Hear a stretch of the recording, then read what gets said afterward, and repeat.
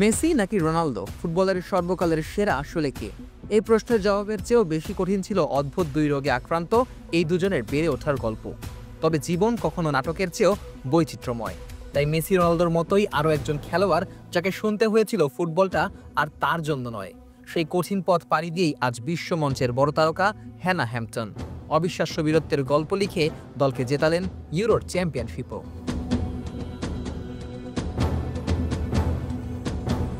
অথচ জন্ম থেকেই চোখের সমস্যা স্ট্র্যাবিজমাসে ভুগছিলেন এই ইংলিশ ফুটবলার। চিকিৎসকেরা ছোটবেলায় স্পষ্ট জানিয়ে দিয়েছিলেন ফুটবল তার জন্য নয়, কিন্তু আজ সেই হ্যানা হ্যাম্পটনই ইংল্যান্ডকে এনে দিয়েছেন ইউরোপিয়ান ফুটবলের সর্বোচ্চ সম্মান।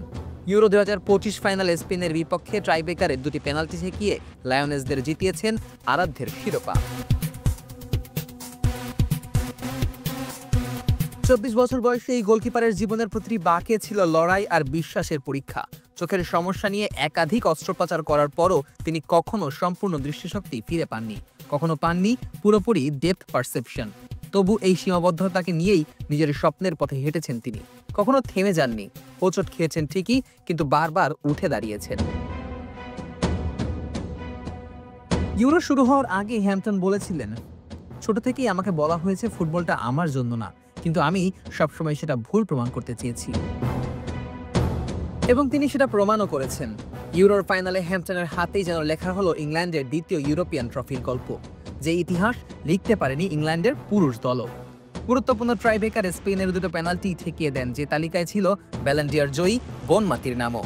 এর আগে কোয়ার্টার ফাইনালে ইংল্যান্ডকে ট্রাইব্রেকারে জিতিয়েছিলেন। পুরো আসর জুড়েই হ্যানার কল্যাণেই হাফ ছেড়ে বেঁচেছে ইংল্যান্ডের নারী ফুটবল দল। তবে হ্যানা হ্যাম্পটনের যাত্রাটা মোটেই সহজ ছিল না। ইউরো 2022 জয়ের পরও জাতীয় দল থেকে কিছু সময়ের জন্য বাদ পড়েছিলেন হ্যাম্পটন, এমনকি এক পর্যায়ে খেলা ছেড়ে দেওয়ার কথাও ভাবছিলেন। কিন্তু চেলসির হয়ে 2024-25 মৌসুমে অপরাজিত থেকে ট্রেবল জেতান দলকে। সেখান থেকেই ফিরে আসে আত্মবিশ্বাস, দৃঢ়তা আর হার না মানার মানসিকতা। এই সাফল্যের পর মে মাসে ইংল্যান্ড দলে প্রথম গোলকিপার হিসেবে ফিরিয়ে আনা হয় হ্যাম্পটনকে। কিংবদন্তি মেরি আর্পসের জায়গা করে নেওয়াটা সহজ ছিল না, কিন্তু হ্যাম্পটন সেটা করেছেন সাহস আর দক্ষতায়। ইংল্যান্ডের জয়ে গোটা দলকে কৃতিত্ব দিতে হয় ঠিকই, তবে শিরোপা ছিনিয়ে আনার মূল মন্ত্র ছিলেন হ্যাম্পটন। সাহস, স্থিরতা আর দারুণ রিফ্লেক্সে তিনি শুধু বল ঠেকাননি, বরং লিখেছেন এক অনন্য অনুপ্রেরণার গল্প। একদিন যাকে বলা হয়েছিল তুমি ফুটবল খেলতে পারবে না, সেই মেয়েটাই এখন সাহসের প্রতীক, সীমাবদ্ধতাকে পেছনে ফেলে সামনে এগিয়ে চলার প্রতিচ্ছবি। যেমনটা তিনি নিজেই বলেছেন, আমার মনে হয় সবসময় আমি নিজেকে প্রমাণ করার চেষ্টা করে গেছি।